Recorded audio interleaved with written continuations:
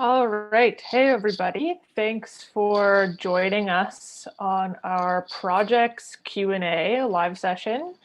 We're streaming live right now to both YouTube and Facebook. So thank you for joining us. And if you have any friends that you think might be interested in one of our projects, feel free to share the link with them.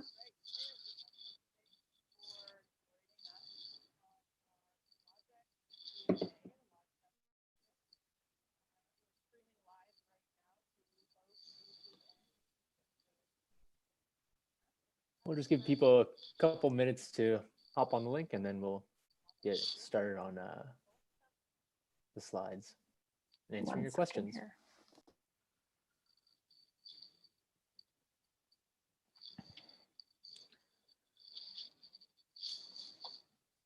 Sorry, 1 second here. Just a little bit of a technical difficulty.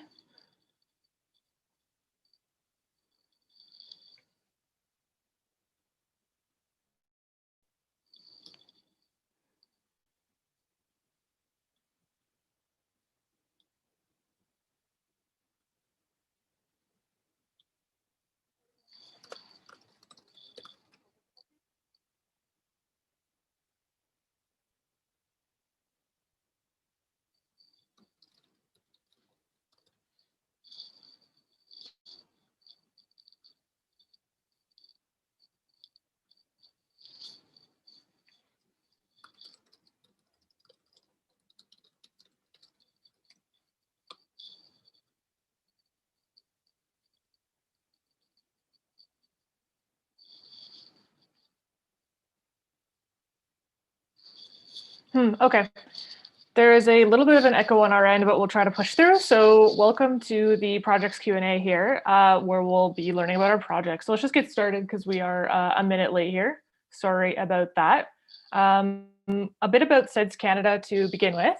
What's our mission? So our mission is to strengthen Canada's future in space by providing post-secondary students with unique projects, research programs, and professional development opportunities in all sectors of the governmental, industrial, and institutional space sectors.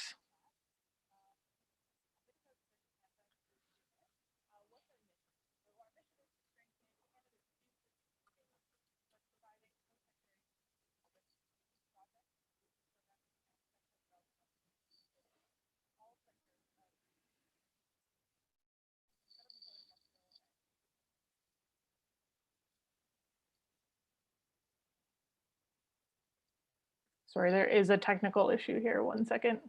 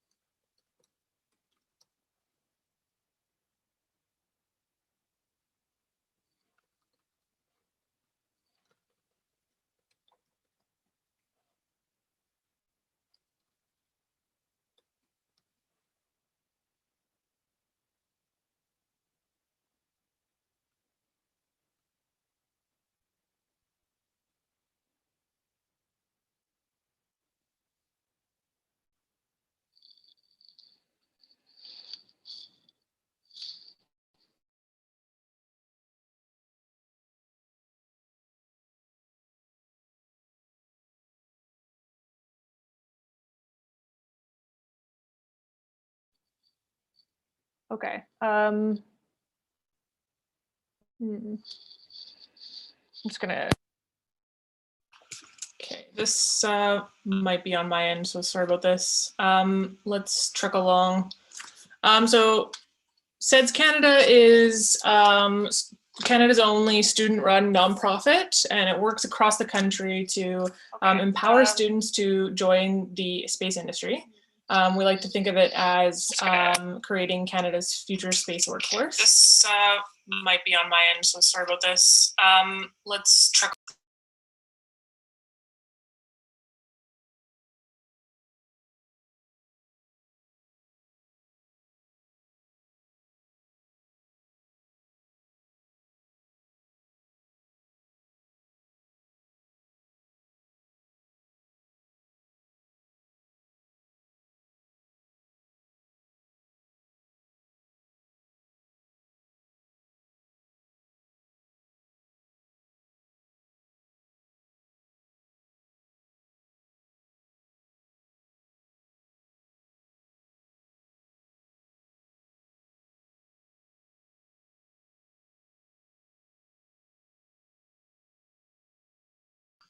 Okay, test, test, test, test.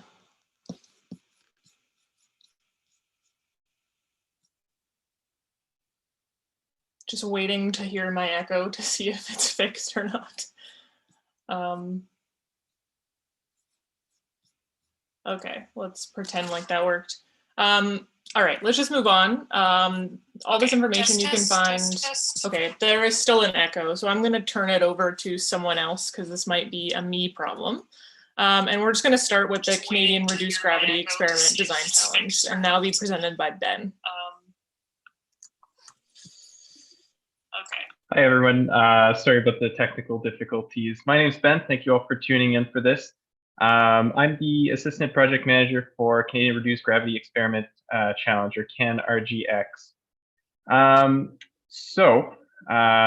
We're just going to be giving you guys a bit of an overview of the project, and after that, there will be a short Q&A session. If anyone has specific questions, we can answer. So a little bit about CAN-RGX. It's an acronym that stands for Canadian Reduced Gravity Experiment Design Challenge, and it is a competition for Canadian post-secondary students to design and test a small scientific payload on board the National Research Council's Falcon 20 aircraft. So the competition has been going on for 4 years. We're doing the 5th iteration now, and just a little bit about the competition. So we take you through a full design cycle. You'll design an experiment, and ultimately you'll fly it on the aircraft that you see here. So this is what happens on the flight campaign. The aircraft will go up for about an hour and a half to 2 hours, and you'll get an opportunity to fly the experiment between 6 and 12 parabolas, which will take you into microgravity. So the profile here, you can see the aircraft will start in level flight. As the aircraft pitches up, you're going to experience 2 Gs in the pull-up, and then as the aircraft pitches down, you're going to get about 15 to 20 seconds of microgravity, or 0 G, at the top of the parabola. As the aircraft starts descending, we go back again into hypergravity, or 2 G, and then back into level flight.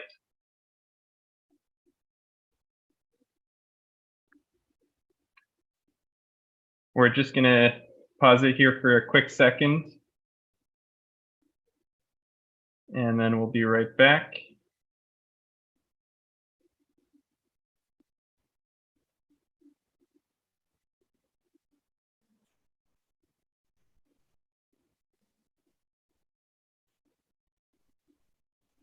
So as I mentioned, this is the 5th iteration of the campaign, and here we go. So we've got a video here demonstrating a little bit what the whole parabola looks like. At the top, you can see the view from the flight deck. So the aircraft is pitching up right now. At the bottom, you can see the cabin. And so you've got your teams, and then as well as the 2 National Research Council flight test engineers in there. The payload is in the Pelican case that you can see on the right. And now you'll see the aircraft is entering into its 0 gravity phase. So you'll see at the top, you've got some erasers floating in the cockpit. That's the indication that we've reached 0 G. You've got a clipboard floating at the bottom. And this phase lasts about 15 seconds. Now you can see as the aircraft is back down, we're going to start pitching up, and then we're experiencing 2 G again.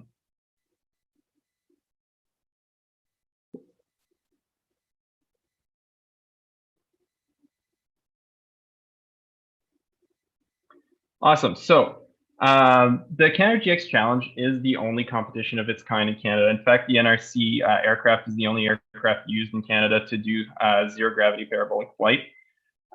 So this is a unique opportunity for everyone to be able to participate in a full engineering design cycle. And so that means taking you from the original idea, going through different design progress presentations, a preliminary design review, a critical design review, and ultimately being able to test the payload. It'll allow you to gain valuable experience in project management. And we're also going to learn about microgravity sciences and experience microgravity ourselves. So this is, again, as I said, a really unique opportunity to do that in Canada. It also allows everyone to build relevant connections with industry professionals. So we have subject matter experts that help us throughout the process. They'll be, listening to your presentations, giving feedback, helping you out with any issues that you may encounter over the process. And these industry professionals come from our many partners, so the National Research Council, the Canadian Space Agency, as well as the University of Toronto and MIT. It will also allow participants to perform meaningful science and hopefully get your work published at the end of the process. And finally, you will definitely develop communication and presentation skills over the course of the process, talking about your project to the different subject matter experts, as well as doing outreach activities in the community. So this is the overview for this year's CAN-RGX competition. We decided to name it 4.5 this year. I did mention it was the 5th iteration, but because of COVID-19 this year, we're only accepting 2 applications instead of our normal 4. And so it's a smaller project this year. The proposals will initially be due on November 15th. So that's less than a month away. It is approaching. We will be selecting the teams by November 30th, 2020. Then we get into the design phase. So we will have different progress phases over the winter, and that'll culminate in initially the preliminary design review, which will be on March 8th, 2021. Then we'll keep working on the project up until the critical design review, which will be basically the final proposal, and then that will lead into the flight campaign, which will tentatively be August 9th to 13th, 2021. So for any of you who are interested in applying, you can find all the information you need at seds.ca/CAN-RGX, or you can also just Google CAN-RGX and you will find that webpage. So what you'll find on that webpage is the CAN-RGX student handbook. So literally any information that you need for the application is located in there. We've got information about the campaign as well, so the different phases of the planning and presentations, as well as the flight campaign itself. We also have instructions for submitting the proposal. So this year we've actually got a Google form that's available in order for you to submit your ideas. You can get feedback on them before the final proposal is due. We also have examples of experiments from past teams in case you're looking for inspiration, to get some ideas for your project, as well as relevant areas of research that we normally look at. We also have a frequently asked questions section if any of the questions that you may have wouldn't be answered during this Q&A session. And now we're going to open it up to questions. So we'll be taking questions in the Facebook and YouTube comment sections. And yeah.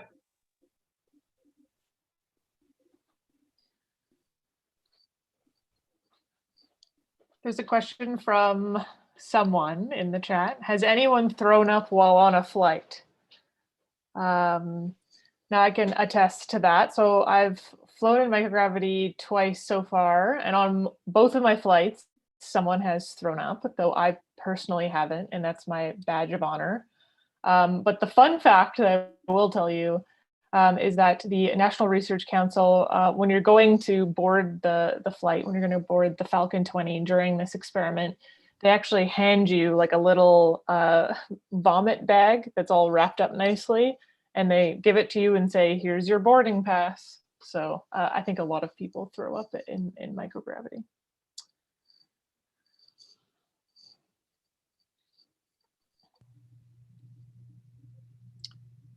Yeah, if you have any other questions, feel free to toss them in the chat. I apologize for the technical difficulties before. That was on my end.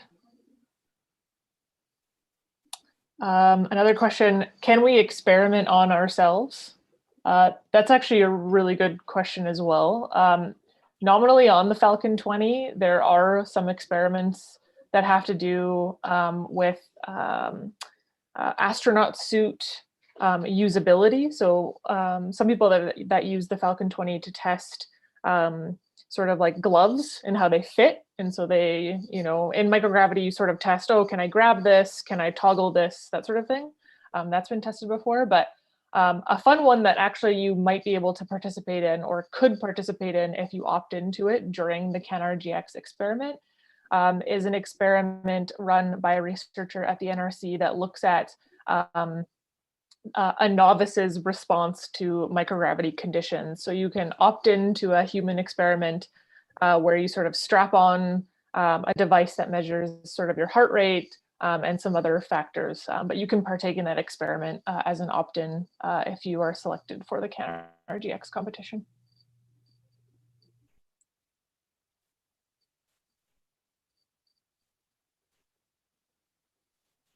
another question in the chat. Can international students apply? And yes, definitely international students can apply. The only caveat to that is that you must be studying at a Canadian post-secondary institution. So your residency status doesn't matter, but if you are studying at a Canadian post-secondary institution, so university, college, or cégep in Montreal, or anything like that, then you can definitely apply to CAN-RGX or any of the projects that we're talking about today.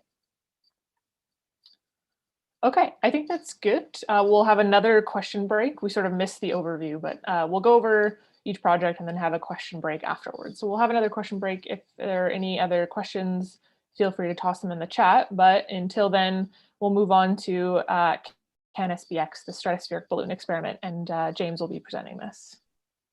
All right. So hello, everyone. My name is James. I'm the project manager for CAN-SBX this year. So this competition is very similar to CAN-RGX, where we're inviting student teams to design a payload and launch it. However, in this case, we're actually launching on top of a stratospheric balloon. So the Canadian Space Agency has designed a balloon platform that's intended to conduct research in the upper atmosphere, stratosphere, and there's spaces available for student teams to also have their own payloads on there. This competition is incredibly exciting. You get to conduct your research essentially at the edge of space. So if you go to the next slide, it gives you a lot of cool opportunities that I can definitely say in my undergraduate, I've never been able to launch something and say that I've sent it up into space there. So this competition's unique in that you can you'll be actually required to operate your own mission. So you'll be working alongside the Canadian Space Agency during the launch, and we'll actually be able to see how the Canadian Space Agency operates and runs a payload mission. So it's an exciting place to both do your experiment and see all the other things that happen behind the scenes. Your team will be required to design and assemble your experiment, and then we'll have opportunities to engage with Canadian Space Agency experts throughout the whole process, and they can advise you on how to create your payload. It's also a good opportunity to gain experience in project management and communications. So especially now in COVID-19, when a lot of us are working remote, these are really, really useful soft skills to develop. You'll have the chance to build connections inside the industry and work quite closely with the team at SEDS as well as in the CSA. And there's teams from the past years have been able to publish their work and conduct really meaningful science. So we'll be excited to see after you've launched your experiment, what you can do with the data that you've collected. Moving on to the timeline. So we are open for proposals right now with a similar deadline to CAN-RGX. So proposals are due November 17th, about a month away, and we'll be selecting teams at the end of November. After that, we'll move into the design phase, where we'll conduct a preliminary design review early March, which will just look at basic designs and making sure that you're on the right track, and a critical design review at the mid-May, where we'll actually send the approvals for launch. And we'll currently be targeting a launch campaign around mid to end of July, pending COVID. Just as an example of what people have launched in the past, we actually have 2 payloads that are carried over from our 2020 launch campaign, who'll be launching with us in 2021. One's from McMaster called NUDOS, and they're doing a technology demonstration of a CubeSat, which has a radiation dosimeter on board. So this is them preparing to launch their CubeSat into orbit and testing out all of their systems on a stratospheric balloon. We also have a team from Western UBT, and they are actually looking at a space medicine payload, examining how nutrients degrade in space and seeing how radiation will affect food in orbit. So these are just a couple examples of fields that teams have targeted in the past. So if you're interested in applying for CAN-SBX, you can find all the details on our website. We have a handbook there which has all of the deadlines and help needed that for setting up a team, as well as any instructions you need for submitting your initial proposal. We also have plenty of resources there. If you have any other questions that we don't get to in today's Q&A, as well as some other examples from past payloads that we've launched. All right, and with that, we'll go back to the chat just to pull up any other questions that people have posted. So please send us anything either with CAN-SBX or CAN-RGX. There's a question in the chat. How many people can be on a team? James, do you want to take that one? Yep, so you can have as many people as you want on a team. The minimum requirements, though, are you have to have one person who is a faculty advisor. That's mostly so that we know that you have access to resources on campus. And then someone needs to be a member of SEDS so we can be able to send you guys any information during the competition.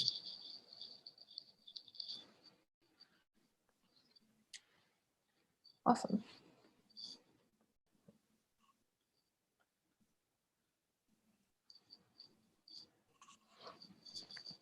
A follow-up to that. Yeah, can high school students participate? Yes, so high school students can participate. So the person who is the team lead and any of the main members must be part of a post-secondary institution. But we do encourage you to also reach out to high school students and involve secondary students in the project itself. But you do require at least someone from a post-secondary institution to represent the team. Yeah, so just to follow up on that, high school student teams can't apply on their own. It's required that, you know, at least 2/3 of the team are registered students at Canadian post-secondary institutions. But if you are sort of a high school student and you're interested in participating, then, you know, sort of send your feelers out to universities around you, and there'll probably be a team that is interested. There's another question. Sorry, go ahead. Oh, just to add on to that. So if anyone in the audience is a graduate student, you can apply as a you can apply. However, that your team has to be at most 1/3 graduate students. So it can't be all graduate students. We are primarily targeting undergraduate, but if you're a graduate student and you can find an undergrad team to join, that is amazing. Exactly, awesome. Another question, how technologically advanced do the experiments have to be? And follow up, does this affect chances of winning a launch? So your experiments don't have to be incredibly technologically advanced. So I think the examples we showed, the McMaster team looks like they're launching a satellite, which is quite developed, but the Western team, for example, looking at the nutrient degradation, is literally launching a nutrient sample up into space and seeing how it changes before and after launch. And so as long as you have an idea that is relevant to a stratospheric blue launch, or in what Ben talked about in microgravity, that is definitely something that you should submit. And we also have a notice of intent form on our website. So this is a good chance for you to just throw your idea over to us and we can take a look at it and provide any feedback.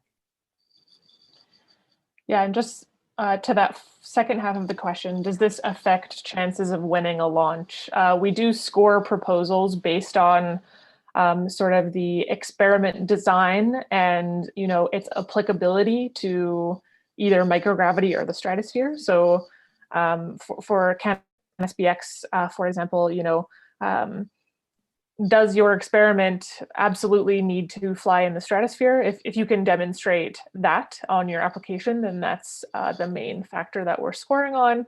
But there are also other components. So the handbook that is on the CAN-SBX website.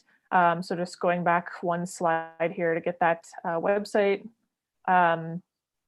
This CAN-SBX website and the CAN-RGX website has the actual criteria that we score on within each student handbook. So you'll be able to see the exact criteria and points awarded to the applications, just for transparency.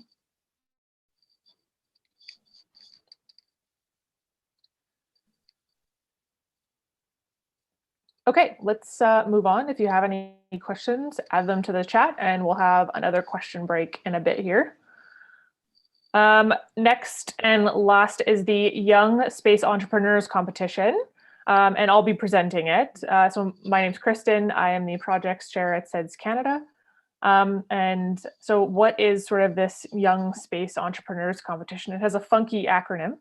It's Canada's only business plan competition, targeted at students that has a specific focus on the space sector. And through this competition specifically, we aim to, empower students that might not necessarily have business sense or have experience with business to gain the confidence that they need to be part of, the new space industry or starting a business in the space sector, as well as, eventually, hopefully turn their ideas for products or solutions into profitable ideas. So we aim for this, but how do we do it? YSpacE takes you through the creation of a business plan.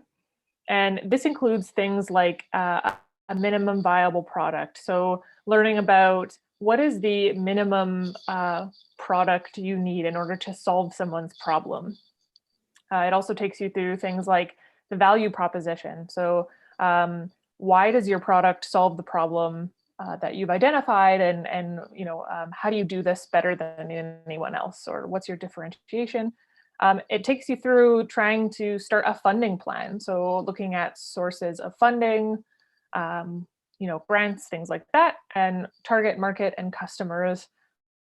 Those are obviously big parts of a business plan. So where are you going to sell this, and sort of how much of this item can you sell, this item or service or whatever. And so sort of through the span of the competition, there are 4 deadlines. And so at each deadline, a chunk of this business plan is due.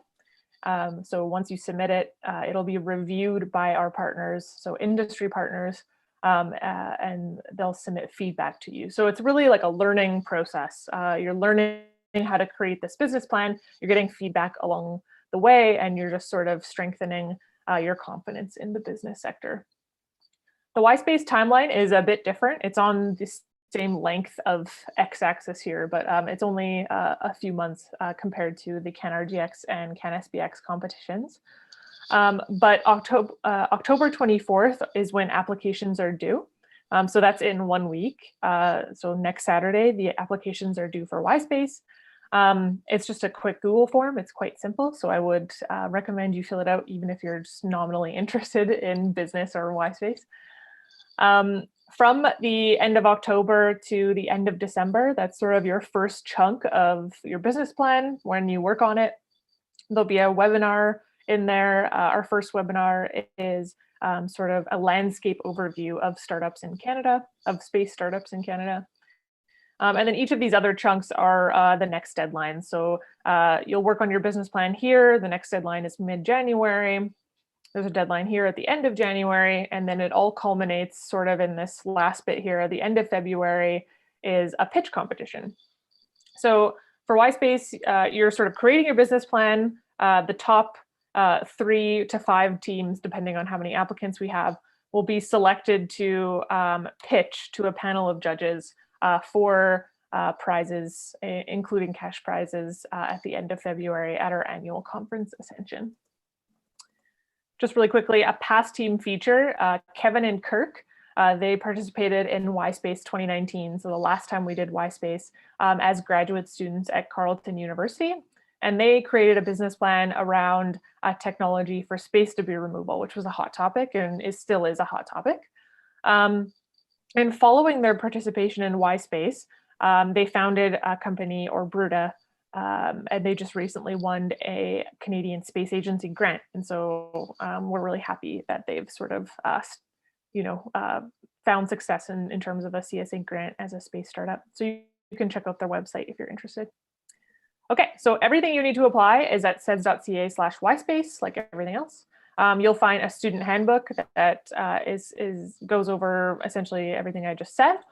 You'll find the Google form application, and I've noted here that it's very quick.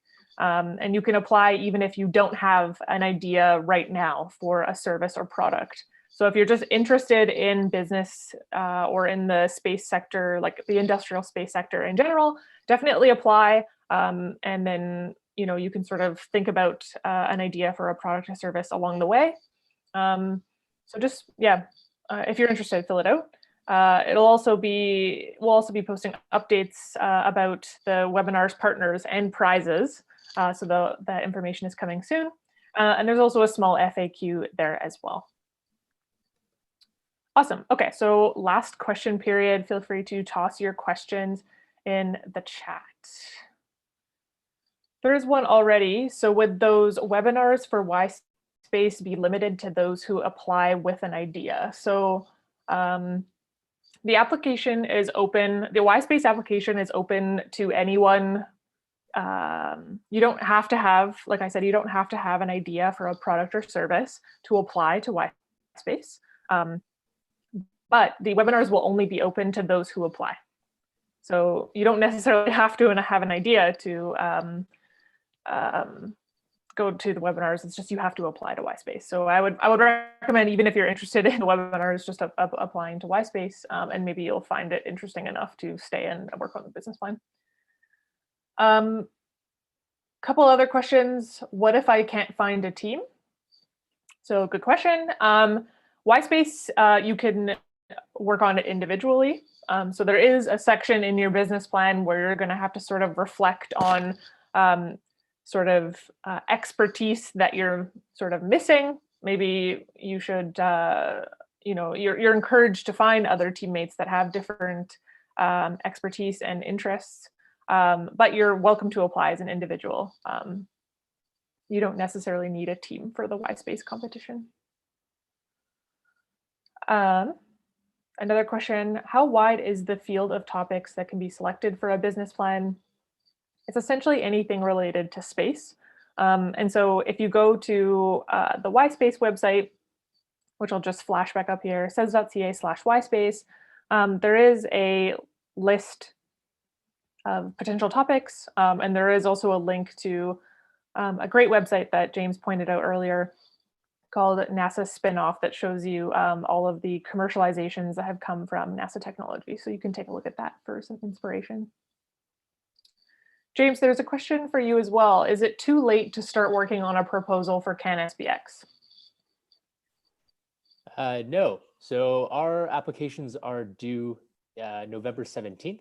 So it's about a month away. And so it's definitely coming up soon, but you still have plenty of time to start an application and submit it.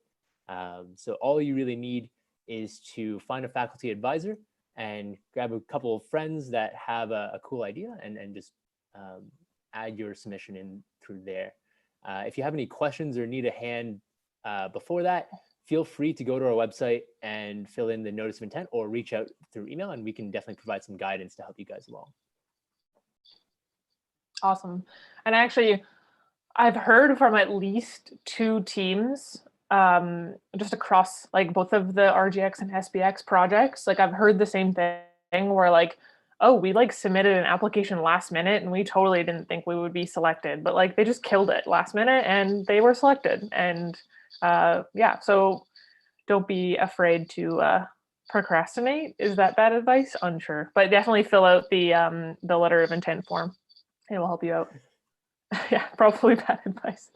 I'm a procrastinator. Anyways. Okay, let's just finish it up here.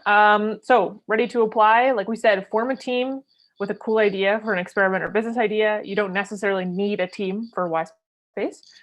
For SBX and RGX, you must find a faculty advisor at your school to help support your project, but that's not a requirement for YSpacE. And then third step, submit the best proposal or application you can. Now there is one thing in there that we have been saying all along. Definitely contact us before you submit your proposal or application, because we can help you along the way. Now you can do that via the interest forms we talk about. So SBX and RGX both have interest forms that you can fill out. We have a general email, projects@seds.ca. Or if you go to any of our web pages about our projects, it'll say, contact YSpacE@seds.ca or whatever. There's also a contact form on the website. There's many ways to contact us, but please do contact us. And just a final reminder for the deadlines. CAN-RGX is November 15th and CAN-SBX is November 17th. And YSpacE is next Saturday, the Saturday coming up in a week from now, October 24th. If you have any further questions past this FAQ, please feel free to contact us via email. And thanks for stopping by. We have one more Q&A live session on Tuesday at 3 p.m. Eastern time. So invite your friends and we would love to have you. Thanks so much for joining us.